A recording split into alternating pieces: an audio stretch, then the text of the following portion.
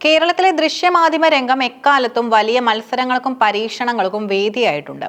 എന്നാൽ അടുത്തിടെ 24 ന്യൂസ് ചാനലിന്റെ മാനേജിംഗ് ഡയറക്ടറും പ്രമുഖ വാർത്താ അവതാരകനുമായ ശ്രീകണ്ഠൻ നായരും റിപ്പോർട്ടർ ടിവിയിലെ ഡോക്ടർ അരുൺകുമാറും ഒരു ചായക്കപ്പിന്റെ പേരിൽ വാർത്തകളിൽ ഇടം പിടിച്ചത് തികച്ചും അപ്രതീക്ഷിതമായാണ്. ഒരു കപ്പ് ചായ കുടിക്കുന്നതിനെ ചൊല്ലിയുണ്ടായ തർക്കം വെറും ഒരു വ്യക്തിപരമായ സംഭാഷണമല്ല, മറിച്ച് കേരളത്തിലെ സാമൂഹിക അന്തരീക്ഷത്തെയും മതേതര ബോധത്തെയും ബാധിക്കുന്ന ഒന്നായി മാറിയിരിക്കുന്നു. റമദാൻ വ്രതക്കാലം ആരംഭിച്ചതോടെ ഈ വിവാദത്തിന് ആസ്പദമായ സംഭവം അരങ്ങേറുന്നത്. 24 ന്യൂസിന്റെ ജനപ്രിയ പരിപാടിയായ മോർണിംഗ് ഷോയിൽ വാർത്തകൾ അവതരിപ്പിക്കുന്നതിനിടയിൽ ശ്രീകണ്ഠൻ നായർ പതിവ് പോലെ ചായ കുടിക്കാറുണ്ടായിരുന്നു. എന്നാൽ യൂട്യൂബ് ലൈവിനിടെ ഒരു പ്രേക്ഷകൻ നൽകിയ കമന്റ് കാര്യങ്ങളെ മാറ്റിമറിച്ചു. റമദാൻ നോമ്പ് നടക്കുകയാണ്, ഈ സമയത്ത് തത്സമയ പരിപാടിക്കിടെ ചായ കുടിക്കുന്നത് വിശ്വാസികളെ വേദനിപ്പിക്കും, അത് ഒഴിവാക്കി കൂടെ എന്നതായിരുന്നു ആ കമന്റിന്റെ ചുരുക്കം. ഈ കമന്റ് തത്സമയം വായിച്ച ശ്രീകണ്ഠൻ നായർ ഉടൻ തന്നെ അതിനോട് പ്രതികരിച്ചു. പ്രവാസികളുടെ വികാരം മാനിക്കുന്നുവെന്നും താൻ ചായ കുടിക്കുന്നത് ഒഴിവാക്കുകയാണെന്നും അദ്ദേഹം പ്രഖ്യാപിച്ചു.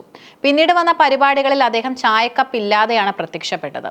ഒരു മാധ്യമ പ്രവർത്തകൻ എന്ന നിലയിൽ ജനകീയമായ ഒരു തീരുമാനം എടുത്തു എന്ന് അദ്ദേഹം കരുതിയെങ്കിലും അതിന്റെ പ്രത്യാഘാതങ്ങൾ മറിച്ചായിരുന്നു. ശ്രീകണ്ഠൻ നായരുടെ ഈ നീക്കത്തെ കേരളത്തിലെ ഹിന്ദുത്വവാദികൾ സോഷ്യൽ മീഡിയയിൽ വലിയ രീതിയിൽ ആയുധമാക്കി.